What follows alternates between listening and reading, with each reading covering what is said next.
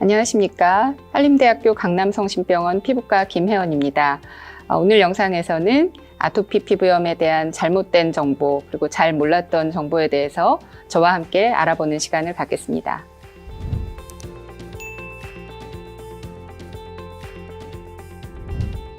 정답은 X입니다. 단순히 건조한 피부가 아니라 아토피 피부염은 그 피부 안에 염증이 있는 상태이기 때문에 건조한 피부에 겉에 보습제만 바른다고 해서 안에 염증이 해소되지 않습니다. 따라서 아토피 피부염에서는 적절한 국소 면역 조절제나 스테로이드 연고를 도포하는 것이 가장 중요한데요. 스테로이드 연고도 강도가 여러 가지가 있기 때문에 피부과 의사와 잘 상담해서 적절한 강도와 그리고 제형을 도포하시는 것이 중요합니다. 참고로 한 가지 당부드린다면 피부가 붉어지거나 가려울 때 무조건 아토피 피부염이라고 생각하시는 분들이 많은데요. 그 중에는 까끌거리는 옷이나 또 섬유유연제 같은 접촉 물질에 의한 접촉 피부염일 수도 있고 또 피부에 피지 분비량이 많은 곳에 생기는 지루 피부염이 있는 경우도 있습니다. 따라서 이분들은 아토피 피부염과 좀 다른 치료를 해야 되기 때문에 피부에 병변이 있을 경우에는 먼저 전문의의 확실한 진단을 받고 적절한 치료를 하시는 것이 중요합니다.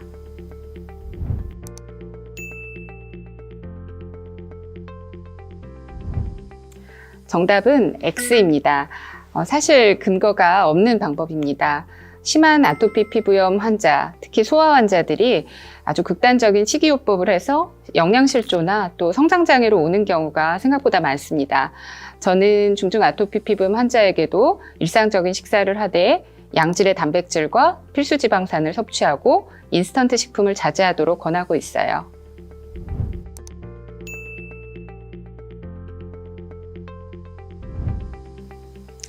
네, 이 질문에는 세모라고 해야겠네요. 왜냐하면 우리 피부과에서도 일부 환자들에게는 특정 파장을 이용해서 아토피 피부염 환자에게 자외선 치료를 하기 때문입니다. 그렇지만 어떤 통제되지 않은 환경에서 특히 고온다습한 환경에서 직사광선을 쐬게 되면 많은 땀이나 더위로 인해서 아토피 피부염의 가려움증이나 염증이 심해지는 결과를 낳게 됩니다. 따라서 아토피 피부염 환자들은 조금 더 그늘진 곳에서 야외 활동을 하는 것을 권하고 있습니다.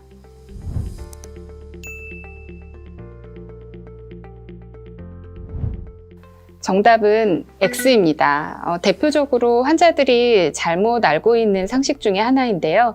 유기농 화장품이라 하면 대부분 이제 많은 식물 성분들이 들어가게 되는데 이러한 식물 성분들이 득이 될 때보다 실이 있는 경우가 더 많습니다. 왜냐하면 아토피 피부염 환자는 피부 장벽 기능이 깨져 있기 때문에 여러 가지 자극이나 알레르기 물질에 취약할 수밖에 없는데 많은 식물 성분들이 자극이나 알레르기를 오히려 일으킬 수 있는 그런 소지가 있습니다. 따라서 아토피 피부염 환자들이 보습제를 선택할 때는 조금 더 성분이 더 간단하고 그리고 약간 약산성을 띠는 제형이 좋고 많은 화장품을 사용하기보다는 이런 단순한 제품의 보습제를 하루에 2번 정도 충분량 도포하는 것을 권하고 있습니다.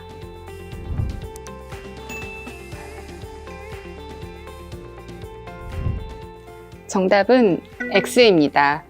많은 환자들이 피부 병변이 붉고 가려울 때는 잘 안 보이던 색소 침착이 보인다고 말씀하시는 경우가 많은데요. 이는 오히려 연고 때문이 아니라 초반에 염증으로 인한 색소 침착이 시간이 지나면서 보이는 것입니다. 그래서 오히려 초반부터 치료를 열심히 해주시는 것이 더 중요하고요.